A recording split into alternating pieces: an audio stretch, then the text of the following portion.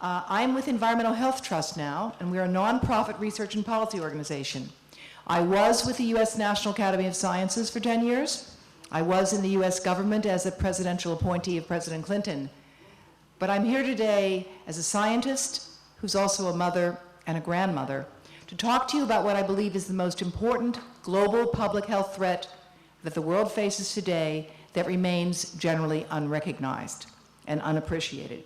What we do at Environmental Health Trust is work with expert scientists around the world to bring you the best science on avoidable environmental health hazards, and we are now focusing on cell phone radiation, developing local and national policies to address this. Cell phones basically are two-way microwave radios. They've never been tested for safety. As Rodney indicated in his address and introduction, the people who were involved in reviewing cell phones before they were widely introduced to the market worked at the Food and Drug Administration in the United States. And within a few months of cell phones having been declared not needing any safety testing, officials from the FDA began to leave that agency to go to work for the cell phone industry and worked in rather lucrative careers for many years for the cell phone industry, having secured the approval of cell phones as not needing any safety testing.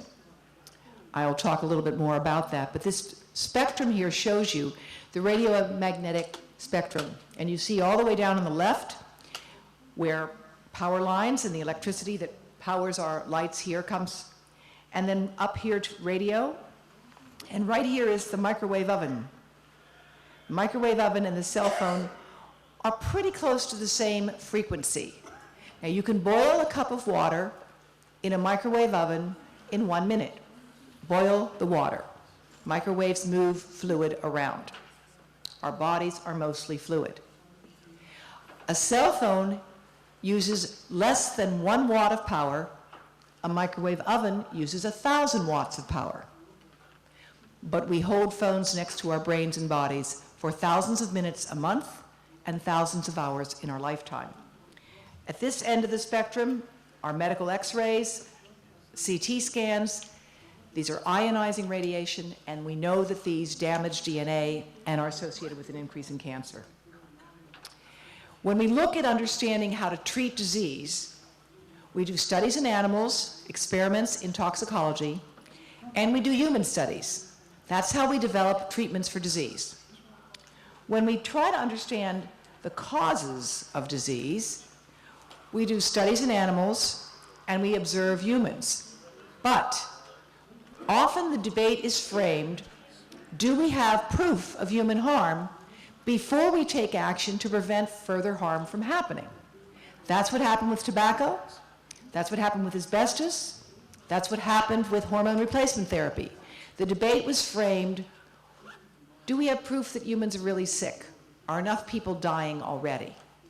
And I'm here today to tell you that I believe that global exposure to cell phones and other wireless radiation is a major public health threat that is largely unrecognized today, and we cannot afford to follow the same path that we followed for tobacco and asbestos and hormone replacement therapy. Because in those cases, we waited 30, 40, 50 years before taking action to prevent what became global epidemics. And right now, almost all of the world's adults, some 5 billion people, and growing numbers of children are using cell phones on a daily basis, exposing themselves to levels of radiation from cell phones that are without precedence in human history. Even 5 years ago, we were very differently exposed to microwave radiation than we are today. Microwave radiation has been around since the dawn of time. Microwaves occurred with the Big Bang that allowed our universe to form. But those microwaves then are billions and billions and billions of times less than the exposure that you're getting today by simply living in the modern environment. And certainly our children have never before been exposed to these levels of microwave radiation. So as a consequence, we've got to rely on models.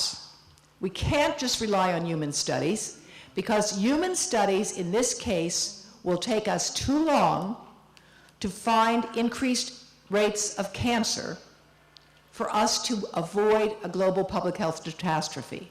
That's why we've got to be smarter, to use some of the experimental evidence that I'm going to show you in a moment. We can't always conduct human studies. We need models. We need measurements to estimate exposure and to take action. Here are some of the models that have been developed by the cell phone industry. This is a model made with scans of the brain and then experimentally modeling exposure into the brain of a 5-year-old, a 10-year-old, and an adult. The 5-year-old, you can see the cell phone radiation gets almost entirely through the brain. Why is that? Remember, a microwave oven heats water in a minute because it moves water molecules fast. A child's brain is full of water, full of fluid, various types of fluid. And because of that, a child's brain can conduct microwave radiation and absorb it at least twice as much as can an adult. And the bone marrow of a child's skull, in the skull itself, will absorb 10 times more radiation for an adult than for a child. Now, cell phone standards today are set for a large guy. I see 1 or 2 people in this room that might meet that criterion. I want to ask you all to please turn off your cell phones. Right? Please turn them off. Don't put them on standby, please turn them off. Let me explain something to you. When your phone is on and you have a weak signal, the phone will run out of the battery faster. You know why? Because the phone needs to use more energy to reach the tower. That's how phones work. So when you have a few bars, the phone is working harder to reach the tower, and half of the microwave energy that that phone is putting out is getting into your body or your brain. When phones have weak signal strength, they need more energy to reach the tower, and they put more energy into you and your body. The standards for all of the cell phones in the world today, and there are about 5 billion of them, were set based on a guy who was about 6'2", weighing about 210, 220 pounds. He was at the top 3% of all US military recruits in 1989. We call him SAM for short, Standard Anthropomorphic Mannequin, SAM. This is Sam. You can see that Sam's brain and head is quite a bit larger here than this 10-year-old child. This is showing you the amount of radiation that is absorbed into the head of a child. And you can see there's substantially more radiation that gets into the head of the child relative to that of an adult. And much more of the radiation is higher as well. Remember, a child's brain is mostly fluid, and the child's brain will attract much more radiation. Why do we know the environment is an important cause of cancer?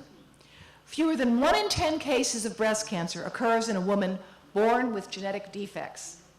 And we know that from studies that have been done by Health Canada, as well as by a number of other organizations around the world.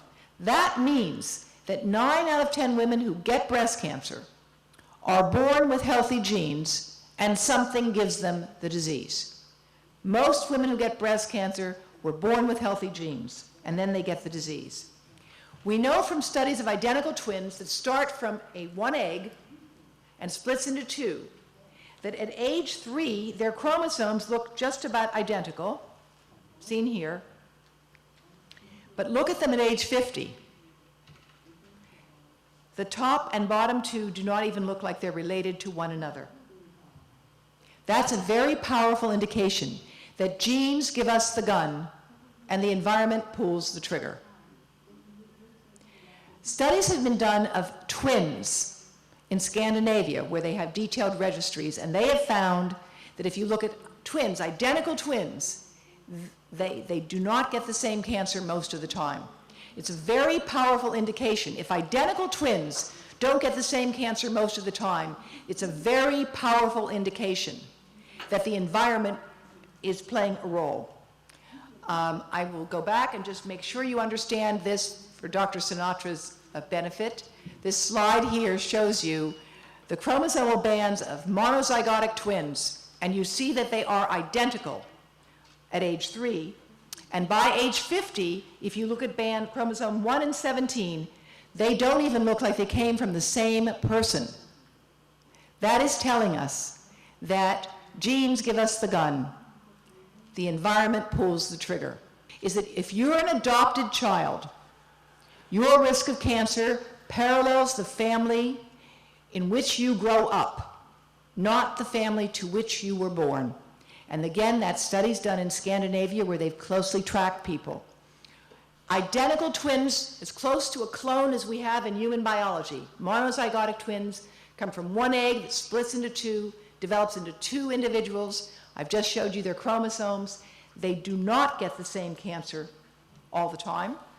And if it was genetic, they would be, of course, predicted to have the same cancer much of the time. And migrants who move from Asia to Finland or Mexico to the United States develop the same risk of cancer as their home country within a generation. The more grandparents an Asian American woman has born in the United States, the greater her risk of developing breast cancer. There is some aspect of the United States experience that increases the chance you're going to get a breast cancer if you've moved to this country from Asia or Mexico, where risks of breast cancer are lower. We also know that workers tend to have higher rates, and patterns of disease remain largely unexplained. Now, when the bombs dropped in Japan to end the war, the people who were weakest died. The survivors of the bombing of Japan were very healthy. Otherwise, they wouldn't have survived the bomb. They've been studied now for 60 years. Most of them have died out, but not all. And for 10 years after the bombs dropped, they were studied to see whether there was any increase in brain cancer, and there was none. There was no increase in brain cancer 10 years after the bombs dropped.